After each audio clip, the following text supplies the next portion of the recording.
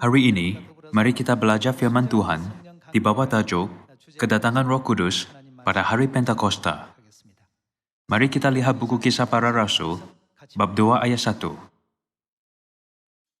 Ketika tiba hari Pentakosta, semua orang percaya berkumpul di satu tempat. Tiba-tiba turunlah dari langit suatu bunyi seperti tiupan angin keras yang memenuhi seluruh rumah di mana mereka duduk. Dan tampaklah kepada mereka lidah-lidah seperti nyala api yang bertebaran dan hingga pada mereka masing-masing. Maka penuhlah mereka dengan Roh Kudus. Lalu mereka mulai berkata-kata dalam bahasa-bahasa lain, seperti yang diberikan oleh Roh itu kepada mereka untuk mengatakannya. Hari ini, 2000 tahun yang lalu, pada masa itu, rasul-rasul berkumpul di bilik atas Markus dan merayakan hari Pentakosta suci. Hari Pentakosta tiba, Roh Kudus turun dari surga seperti tiupan angin keras hingga pada mereka masing-masing. Melalui api Roh Kudus bagai lidah-lidah seperti nyala api, setiap orang diberikan hati yang bersungguh-sungguh dan bersemangat. Dari waktu ini, kira-kira 3.000 orang atau 5.000 orang datang kepada Tuhan dalam sehari. Hari itu ialah hari Pentakosta, apabila kerja hebat memberitakan Injil bermula di Samaria dan sampai ke hujung bumi.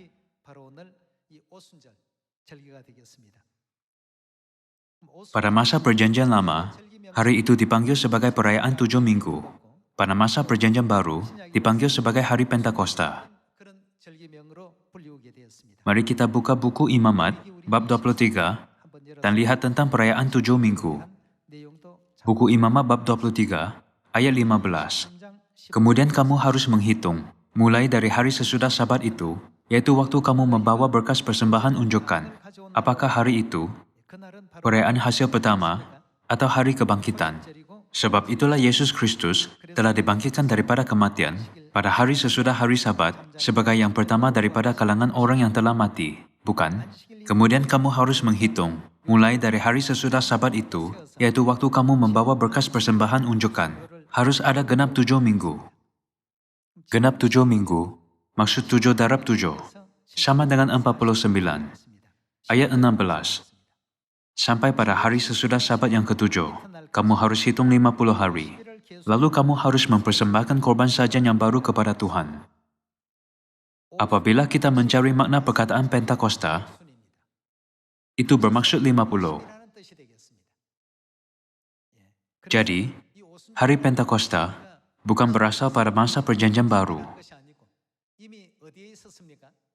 Tetapi sejak bila kita dapat memastikan bahwa ia sudah ada dalam hukum Tuhan yang disambut sejak zaman Musa, yaitu 3.500 tahun yang lalu. Dalam Perjanjian Baru, Tuhan memenuhi ramalan hari Pentakosta. Perjanjian Lama ialah bayangan, dan Perjanjian Baru ialah realitinya. Firman Tuhan dalam Perjanjian Lama ada pasangan ayat dalam Perjanjian Baru yang saling berhubungan. Mari lihat ayat 16. Sampai pada hari sesudah Sabat yang ketujuh, kamu harus hitung 50 hari, lalu kamu harus mempersembahkan korban sajian yang baru kepada Tuhan. Ayat 17. Dari tempat kediamanmu, kamu harus membawa 2 buah roti unjukan yang harus dibuat dari 2/10 eva tepung yang terbaik dan yang dibakar, sesudah dicampur dengan ragi sebagai hulu hasil bagi Tuhan. Hari itu, yaitu hari sesudah hari Sabat, hari ke-50, dari hari mereka membawa berkas persembahan unjukan, yaitu hari ke-50, dari hari kebangkitan, adalah hari ini, hari Pentakosta. Mengenai tarikh semua perayaan Perjanjian Lama, Tuhan telah menetapkan tarikh dan cara bagaimana mereka harus rayakan dalam hukum Musa. Menurut waktu perayaan yang ditetapkan, Tuhan mencurahkan Roh Kudus hujan awal musim ke atas semua orang kudus gereja awal pada hari ke-50 dalam Perjanjian Baru. Kalau begitu, mengapakah Tuhan memberikan Roh Kudus pada hari Pentakosta? Mari kita memastikan sebab dan kehendak Tuhan membenarkan Roh Kudus pada hari Pentakosta melalui buku Kisah Para Rasul bab 1. Buku Kisah Para Rasul bab 1 ayat 6. Maka bertanyalah mereka yang berkumpul di situ, Tuhan, maukah Engkau pada masa ini memulihkan kerajaan bagi Israel Jawabnya, engkau tidak perlu mengetahui masa dan waktu yang ditetapkan Bapa sendiri menurut kuasanya. Tetapi kamu akan menerima kuasa kalau Roh Kudus turun ke atas kamu. Dikatakan bahwa anak-anak Tuhan yang percaya kepada Tuhan akan menerima kuasa apabila Roh Kudus datang. Dan kamu akan menjadi saksiku di Yerusalem dan di seluruh Yudea dan Samaria dan sampai ke ujung bumi. Selama 10 hari, doa mereka yang bersungguh-sungguh kepada Tuhan untuk meminta Roh Kudus di bilik atas Markus dipenuhi melalui Roh Kudus hujan awal musim yang dicurahkan pada hari Pentakosta. Dan hidup mereka sebagai saksi yang membuktikan Kristus di Samaria dan sampai ke hujung bumi bermula pada hari Pentakosta itu. Apabila umat Tuhan memulakan hidup mereka sebagai saksi, Tuhan memberikan kuasa Roh Kudus dan berkat yang menakjubkan, bukan? Mari kita lihat buku Kisah Para Rasul, bab 2 ayat 41 sekali lagi. Tetapi kamu akan menerima kuasa kalau Roh Kudus turun ke atas kamu, dan kamu akan menjadi saksiku di Samaria dan sampai ke ujung bumi. Menurut firman-Nya, selepas menerima kuasa, yaitu Roh Kudus, lebih kuat daripada sebelumnya, kini bersama semua rasul dan umat Tuhan. Ayat 41. Orang-orang yang menerima perkataannya itu memberi diri dibaptis, dan pada hari itu, jumlah mereka bertambah. Berapa banyak? Kira-kira 3.000 jiwa. Sehingga itu, hanya 120 orang berkumpul. Tetapi Tuhan menambahkan 3.000 dalam sehari. Tuhan membenarkan pertumbuhan gereja secara tiba-tiba bermula melalui hari Pentakosta. Bukan hanya 3.000 orang ditambahkan dalam sehari, tetapi penginjilan bermula dari masa itu, bukan? Apabila Petrus berdiri dan menyampaikan firman Tuhan, 3.000 orang menerima rahmat dan tergerak bahwa mata mereka dibuka dan dapat kembali kepada Tuhan melalui pertobatan. Pada zaman ini, mengapakah Tuhan membenarkan Roh Kudus pada hari Pentakosta? Tuhan memberi kita kebolehan dan kuasa ini supaya kita dapat memenuhi kerja itu, bukan? Mari kita lihat buku Yehezkel, bab 3 ayat 16. Sesudah 7 hari, datanglah firman Tuhan kepadaku, hai anak manusia, aku telah menetapkan engkau menjadi penjaga kaum Israel. Bila mana engkau mendengarkan sesuatu firman daripadaku, peringatkanlah mereka atas namaku. Bukankah akhirnya Tuhan mencurahkan Roh Kudus agar kita dapat memberi peringatan dan membimbing dunia untuk bertaubat? Selepas menyaksikan bagaimana Yesus disalib, diseret oleh askar-askar Rom, dan ditangkap oleh hamba imam-imam kepala, murid-murid sangat takut. Setiap kali berkumpul, mereka bertemu secara rahsia dan mengunci pintu supaya tiada orang lain boleh masuk. Seperti itu, murid-murid menyaksikan kuasa kebangkitan dan kemuliaan kenaikan Yesus ke surga selepas 40 hari. Ini sangat menggerakkan hati murid-murid. Sejurus setelah itu, menurut firman, jenis ini tidak dapat diusir kecuali dengan berdoa. Murid-murid berdoa selama 10 hari, dan asap kemenyan doa sampai ke tata surga.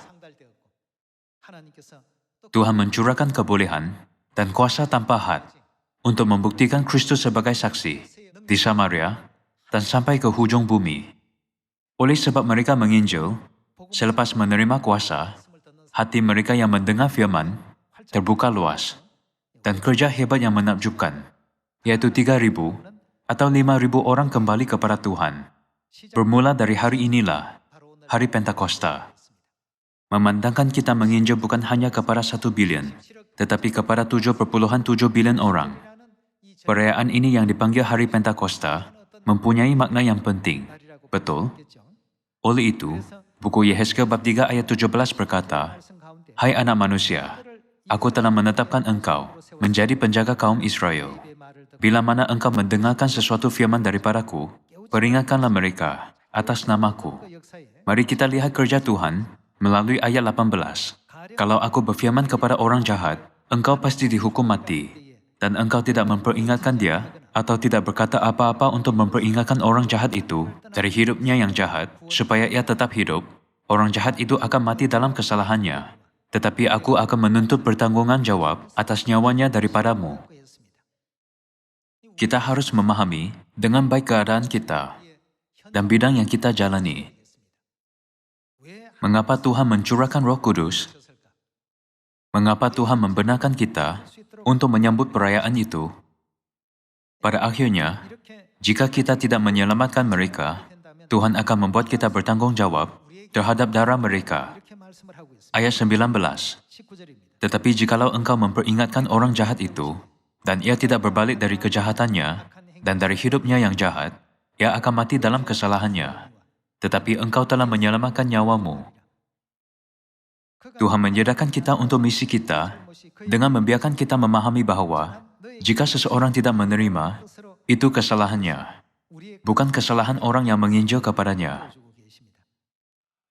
Tuhan mengajar kita misi yang harus kita lakukan sebagai anak-anak terang dan sebagai tentera syurgawi terang, agar membimbing dunia untuk bertaubat dan diselamatkan.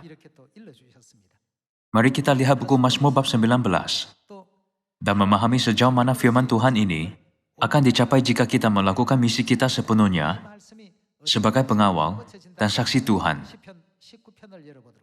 Buku Mazmur bab 19 ayat 2.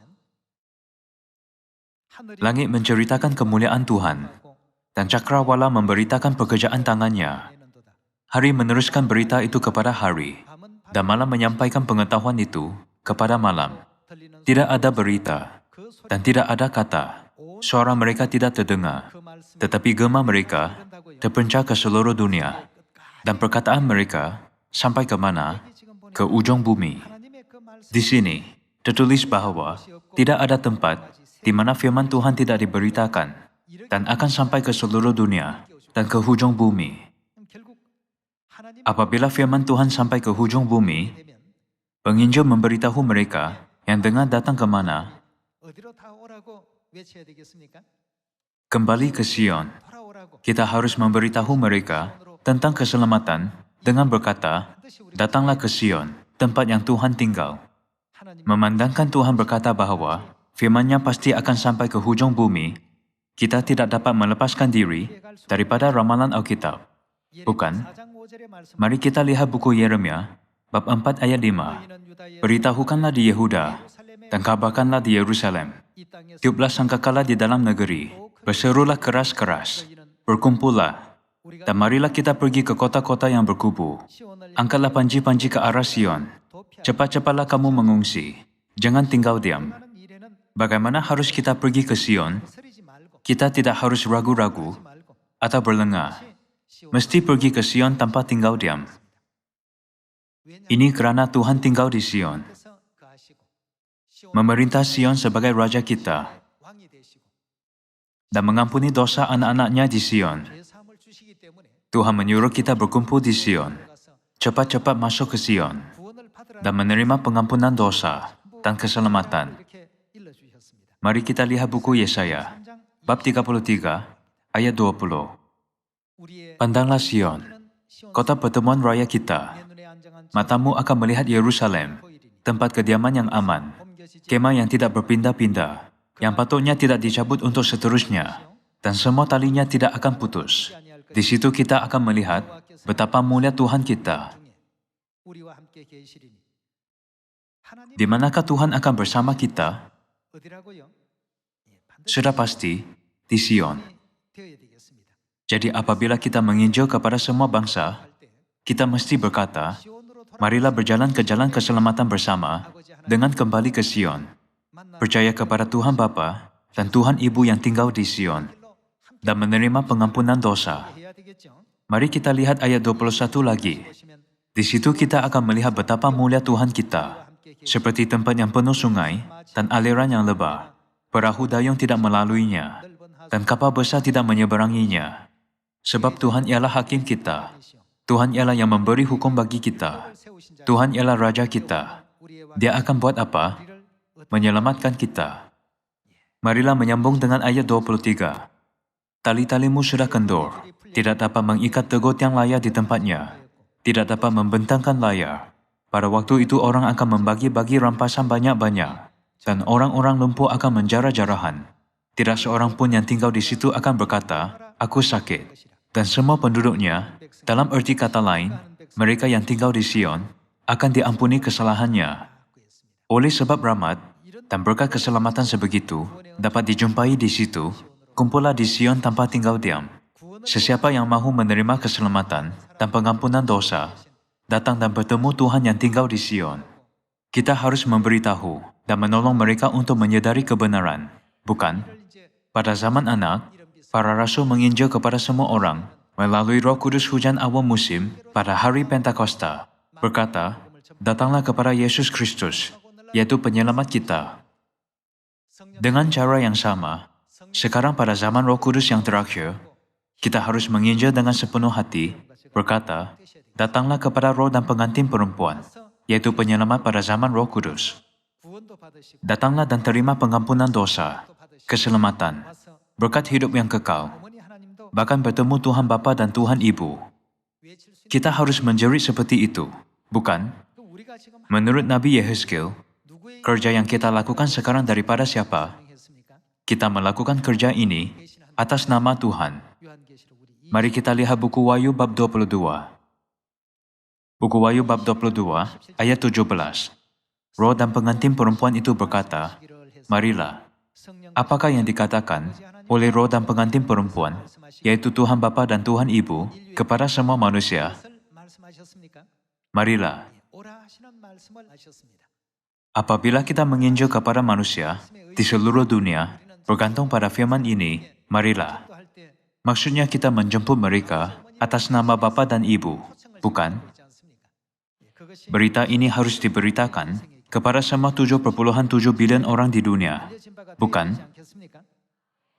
Apabila kita menginjil seperti itu, apakah yang dikatakan oleh Nabi mengenai hasil penginjilan kita? Mari kita lihat buku Yeremia, bab 3 ayat 17. Pada waktu itu, Yerusalem akan disebut takhta Tuhan, dan segala bangsa akan apa? Berkumpul ke sana, demi nama Tuhan ke Yerusalem. Apabila Yerusalem, ibu syurgawi kita, yaitu Roh dan pengantin perempuan berkata, "Marilah," semua bangsa akan berkumpul ke sana. Dan mereka tidak lagi akan bertingkah langkah menurut kedegilan hatinya yang jahat. Pada masa itu kaum Yehuda akan pergi kepada kaum Israel. Dan mereka akan datang bersama-sama dari negeri utara ke negeri yang telah kubagikan kepada nenek moyangmu menjadi milik pusaka. Melalui pertobatan, anak-anak Tuhan yang telah kembali kepada Bapa dan Ibu tidak akan meninggalkan Yerusalem lagi, tetapi berjalan ke arah kemuliaan kekal, kerajaan syurga. Kerja Tuhan untuk Injil yang terakhir akan berakhir, bukan? Tuhan memberi kita kebolehan dan karunia supaya kita dapat mempunyai harapan ini dan melakukan kerja Tuhan melalui Roh Kudus hujan akhir musim yang diberikan pada hari Pentakosta. Melalui karunia rohani yang kita terima, mari kita menginjil di Samaria dan sampai ke hujung bumi. Mari kita lihat buku Yesaya, bab 60 ayat 1. "Bangkitlah, menjadi teranglah, sebab terangmu datang, dan kemuliaan Tuhan terbit atasmu. Sebab sesungguhnya kegelapan menutupi bumi, dan kekelaman menutupi bangsa-bangsa. Tetapi terang Tuhan terbit atasmu, dan kemuliaannya menjadi nyata atasmu. Bangsa-bangsa berduyun-duyun datang kepada terangmu, dan raja-raja kepada cahaya yang terbit bagimu." Tuhan telah membentuk semua manusia dan sistem bumi dengan cara sebegitu, supaya mereka akan datang, asalkan kita menyatakan cahaya itu. Oleh itu, marilah kita berdiri teguh dengan iman dalam memberitakan Injil melalui Roh Kudus yang telah kita terima. Ayat 8. Siapakah mereka ini yang melayang seperti awan dan seperti burung merpati ke pintu kandangnya? Mereka semua kembali, terbang, di pangku. Kira-kira 2700 tahun yang lalu, Nabi Yesaya menggambarkan bapa orang kudus surga yang terakhir kembali ke dalam pangkuan Yerusalem, ibu surgawi. Mari pergi ke ayat 20. Bagimu akan ada matahari yang tidak pernah terbenam dan bulan yang tidak surut, sebab Tuhan akan menjadi penerang abadi bagimu, dan hari-hari pergabunganmu akan berakhir. Pendudukmu semuanya orang-orang benar. Mereka memiliki negeri untuk selama-lamanya. Mereka sebagai cangkokan yang kutanam sendiri untuk memperlihatkan keagunganku. Yang paling kecil akan menjadi kaum yang besar, dan yang paling lemah akan menjadi bangsa yang kuat. Aku Tuhan akan melaksanakannya dengan segera pada waktunya. Apabila Tuhan memberikan Roh Kudus hujan awal musim pada hari Pentakosta, dan Roh Kudus hujan akhir musim lagi pada akhir zaman ini, janganlah kita bersuka cita dengan hakikat bahwa kita telah menerimanya. Tetapi ada sesuatu yang mesti kita lakukan. Ada sebab mengapa Tuhan mencurahkan Roh Kudus. Tuhan mengenakan kita dengan kekuatan dan memberikan kebolehan kepada kita supaya kita dapat bekerja atas nama Tuhan. Tuhan selalu memberikan kebolehan kepada mereka yang berusaha untuk melakukannya. Oleh itu, semasa melakukan kehendak Tuhan, kita tidak boleh bergantung pada apapun selain daripada Tuhan. Tuhan berkata, Dia pasti akan memberikan kebolehan kepada mereka yang bekerja. Apa gunanya pencodok atau beliung jika Anda tidak bekerja? Semua alat diperlukan untuk pekerja yang memerlukannya. Begitu juga, oleh sebab karunia Roh Kudus dan kebolehan Roh Kudus diperlukan untuk mereka yang bekerja. Selagi kita bekerja, Tuhan akan memberikan semuanya kepada kita. Semasa menginjil, kadangkala kita mungkin menghadapi pelbagai kesusahan atau ragu-ragu untuk menginjil sebab persekitaran kita. Namun, kita tidak perlu tunduk kepada persekitaran kita.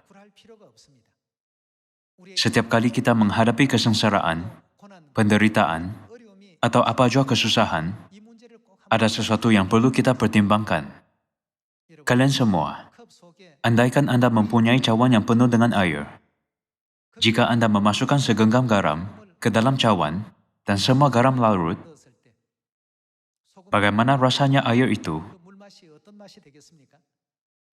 Sangat masin, bukan? Tetapi marilah gunakan bekas lain kali ini, bukannya cawan. Sekiranya Anda memasukkan garam yang sama ke dalam tasik besar dan semuanya larut, bagaimana rasanya air dari tasik itu?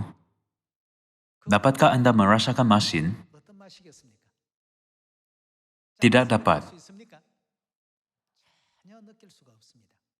Setiap kali menghadapi kesusahan, semasa menginjil, jika kita kurang percaya dan berfikiran sempit, segenggam garam rasanya sangat masin.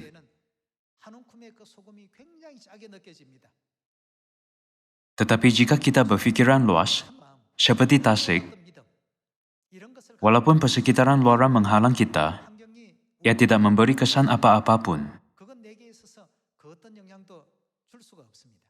Oleh sebab rasul-rasul yang menerima Roh Kudus hujan awal musim menginjil dengan pemikiran itu, walaupun orang Farisi dan ahli-ahli Taurat memfitnah dan menghalang penginjilan mereka, bahkan memasukkan mereka ke dalam penjara, tidak kira berapa banyak kesusahan dan penderitaan yang menimpa mereka, para rasul tidak pernah berhenti menginjil. Setiap kali berkumpul, mereka berdoa bersungguh-sungguh dan mempelajari firman dengan tekun, serta semua orang mengabdikan diri untuk memberitakan firman, mempraktikkan ajaran Kristus yang berkata, beritakanlah Injil di Samaria dan sampai ke hujung bumi. Walaupun 3.000 dan 5.000 ditambahkan dalam sehari, itu bukan kerana tidak ada kesusahan atau kesukaran. Hidup pada akhir zaman ini dan menginjil, mari kita percaya bahawa Roh Kudus yang Tuhan berikan kepada kita pada hari Pentakosta pasti akan meluaskan hati kita agar kita memiliki iman yang lebih besar. Walaupun ada beratus-ratus dan ribuan keadaan yang menghalangi penginjilan kita, menurut janjinya di dalam buku Mazmur bab 19, sejauh mana firman Tuhan akan sampai ke hujung bumi. Oleh itu, melalui perayaan Pentakosta suci, kita harus membuat keazaman yang tegas, hanya bergantung pada janji Tuhan, dan menginjil di Samaria, dan sampai ke hujung bumi. Semoga kalian semua menerima berkat banyak Roh Kudus pada hari Pentakosta. Saya tamatkan khotbah hari ini. Terima kasih.